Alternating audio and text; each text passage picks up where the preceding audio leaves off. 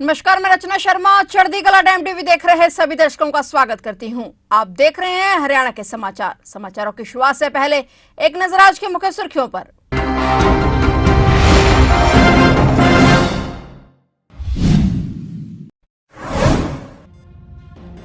किसान नेता जगजीत सिंह डल्लेवाल की बिगड़ी तबीयत। जगजीत सिंह डल्लेवाल हुए बेहोश। जगजीत डल्लेवाल के आमरण अनशन का 24वां दिन।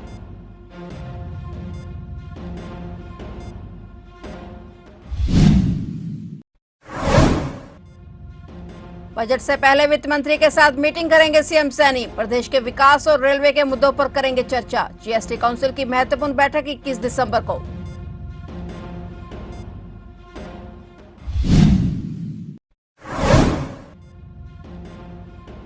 अंबेडकर मामले पर मंत्री अनिल विज का कांग्रेस पर हमला। बताया झूठ बोलने की फैक्ट्री। संसद में हंगामे को लेकर कांग्रेस पर किया पलटवार।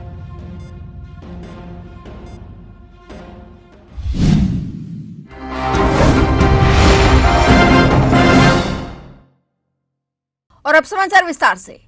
खनौरी बॉर्डर पर आमरण अनशन पर बैठे किसान नेता जगजीत सिंह डल्लेवाल की तबीयत खराब हो गई है। जी हां, उनकी बिगड़ती हालत को देखते हुए डॉक्टरों की एक टीम उनके साथ मौजूद है। जानकारी के मुताबिक उनका बीपी कभी कम तो कभी ज्यादा हो रहा है। साथ ही उनकी स्थिति पर बढ़ती चिंताओं को दूर करने के लिए विरोध मंच को भी अस्थायी रूप से बंद कर दिया गया है। जगजीत सिंह डल्लेवाल लगातार 24वें दिन से आमरण अनशन पर बैठे हैं। इस स्थिति में सुप्रीम कोर्ट का ध्यान खींचा है, जिससे पंजाब सरकार से डल्लेवाल के स्वास्थ्य की सुरक्षा के लिए तुरंत कार्रवाई करने का आग्रह किया। किसानों को सुप्रीम कोर्ट ने कहा कि जो भी समस्या है सुप्रीम कोर्ट में सीधा किसान नेता बता सकते हैं, जिसके तहत आज वीडियो कॉन्फ्रेंसिंग के जरिए किसान नेता जगजीत सिंह डल्लेवाल की सुप्रीम कोर्ट में सुनवाई हुई। सुप्रीम कोर्ट में किसानों ने अपना पक्ष रखा। सुनवाई के दौरान भारत सरकार की तरफ से सॉलिसिटर जनरल तुषार मेहता, पंजाब की तरफ से एडवोकेट जनरल गुरमिंदर सिंह पेश हुए। सुप्रीम कोर्ट ने सुनवाई के दौरान डल्लेवाल की ब्लड टेस्ट रिपोर्ट और अन्य टेस्ट रिपोर्ट भी मांगे, जो कल दोपहर 1 बजे तक अदालत को सौंपने के आदेश दिए गए हैं।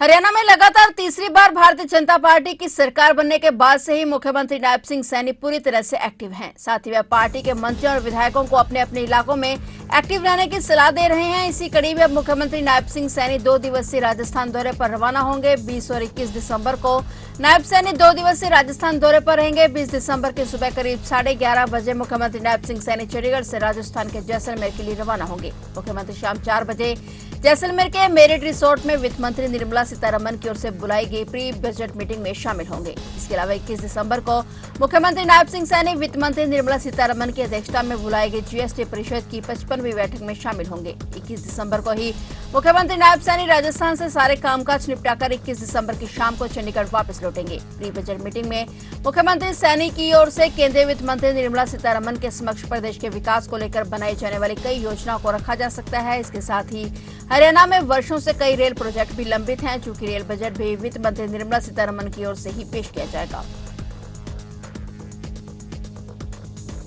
हरियाणा के ऊर्जा, परिवहन एवं श्रम मंत्री अनिल विज ने अंबेडकर मामले में संसद में हंगामे को लेकर कांग्रेस पर पलटवार करते हुए कांग्रेस को झूठ बोलने की फैक्ट्री बताया और कहा कि अमित शाह ने इसका माकूल जवाब दे दिया है। पत्रकारों से बातचीत करते हुए कैबिनेट मंत्री अनिल विज ने कांग्रेस नेता राहुल गांधी द्वारा भाजपा और आरएसएस को मनुस्मृति वाले बयान पर पलटवार करते हुए कहा कि राहुल गांधी के कहने से कुछ नहीं हो सकता। राहुल बिना आधार बताए बातें करते हैं। राहुल गांधी बताएं वे किस आधार पर ऐसा बोल रहे हैं। इसके अलावा विज ने किसान नेता जगजीत सिंह डल्लेवाल की बिगड़ती तबीयत पर पूछे सवाल पर कहा कि किसान नेता डल्लेवाल पंजाब में बैठे हुए हैं, इनकी चिंता पंजाब सरकार को करनी चाहिए।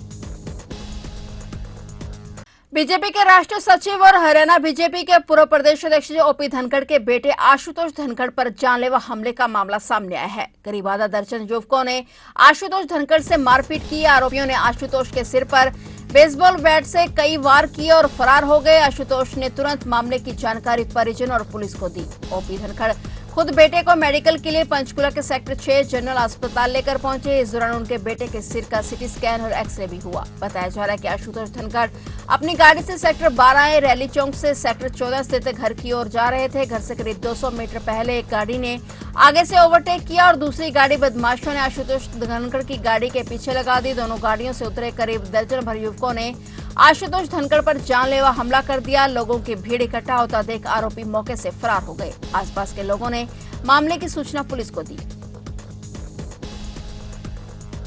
खनौरी व शंभू बॉर्डर पर पिछले 10 महीने से चल रहे किसान आंदोलन को हरियाणा की खाप पंचायतों का समर्थन मिल गया है। हरियाणा की खाप पंचायतों ने इस किसान आंदोलन के समर्थन का ऐलान किया है। आज चंडीगढ़ के सेक्टर 35 स्थित किसान भवन में हरियाणा की खाप पंचायतों की मीटिंग हुई, जिसके बाद उन्होंने किसान आंदोलन को समर्थन दे दिया है। इसके अलावा उन्होंने ये भी कहा कि 29 दिसंबर को हिसार में खाप महापंचायत की जाएगी। उन्होंने कहा कि सरकार को किसानों से बातचीत करनी चाहिए।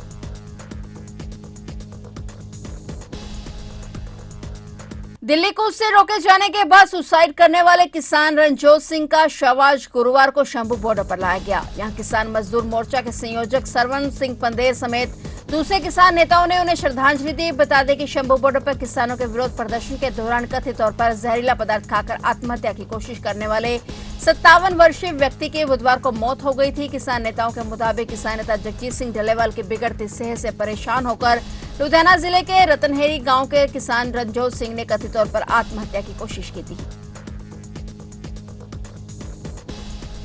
ठंड और कोहरे के साथ ही हवा का रुख भी फिर से बदल गया है। दिल्ली में प्रदूषण की स्थिति सुधरने के बाद एक बार फिर से लोगों की सांसों पर संकट आ गया है। राजधानी दिल्ली का औसत AQI का स्तर 445 पर हो गया है, जो आज गुरुवार को 450 को पार कर गया है। बता दें कि हरियाणा के कई शहरों में AQI 300 के पार चला गया है। प्रदूषण के लिहाज से काफी गंभीर स्तर माना जा रहा है और आज हरियाणा का औसत AQI 350 से ज्यादा दर्ज किया गया है। ये बढ़ता प्रदूषण प्रदेश के निवासियों को बड़ा खतरा दे सकता है। खास करके बच्चे और बुजुर्ग इसकी चपेट में ज्यादा आ सकते हैं। प्रदूषण से कोई एक राज्य नहीं बल्कि पूरा देश जूझ रहा है। आज सुबह गाजियाबाद में सबसे अधिक AQI दर्ज किया गया, जो कि 460 अंक है। वहीं दूसरे नंबर पर देश की राजधानी नई दिल्ली है, जहां पर AQI का स्तर 450 के पार दर्ज किया गया। देश के सबसे प्रदूषित शहरों की सूची में हरियाणा के भी 2 शहर शामिल हैं, जहां पर फरीदाबाद में 357 और हिसार में स्तर 347 दर्ज किया गया है। इसके साथ ही हरियाणा के कई अन्य शहरों में भी प्रदूषण का लेवल लगातार बढ़ता जा रहा है। फरीदाबाद में प्रदूषण की स्थिति और भी ज्यादा गंभीर होती जा रही है, जिसे रोकने के लिए तत्काल कदम उठाने जाने चाहिए। फरीदाबाद में एक युवक ने अपनी पत्नी की हत्या कर दी। वारदात को अंजाम देने के बाद आरोपी मौके से फरार हो गया। पुलिस ने मौके पर पहुंचकर महिला के शव को कब्जे में लेकर पोस्टमार्टम के लिए भेज दिया है और मामला दर्ज कर आरोपी की तलाश शुरू कर दी है। जानकारी के मुताबिक करीब 1 साल पहले महिला आंचल की शादी दिल्ली के शाहदरा के रहने वाले मोनू के साथ हुई थी। बताया जा रहा है कि महिला का पति मोनू शराब पीने का आदी था। हत्या की सूचना मिलने पर मौके पर पहुंची पुलिस ने जांच शुरू की और पाया कि मृतका के शव को कंबल से ढका हुआ था। उसके गले पर चोट के निशान थे। इस मामले पर पुलिस ने मृतका की मां की शिकायत के आधार पर आरोपी पति के खिलाफ केस दर्ज कर लिया है और उसकी तलाश शुरू कर दी है। पुलिस ने कहा कि आरोपी की गिरफ्तारी के बाद मामले का खुलासा होगा।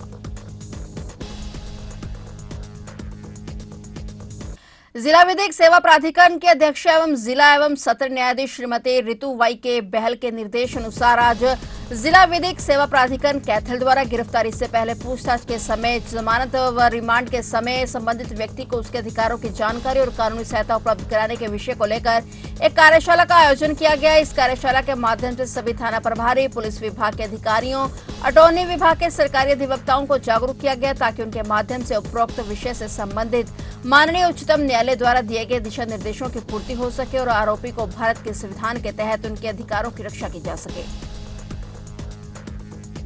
फिलहाल हरियाणा के समाचारों में इतना ही। और नए समाचारों के साथ फिर से हाजिर होंगे। तब तक के लिए देखते रहिए चढ़ती कला टाइम टीवी।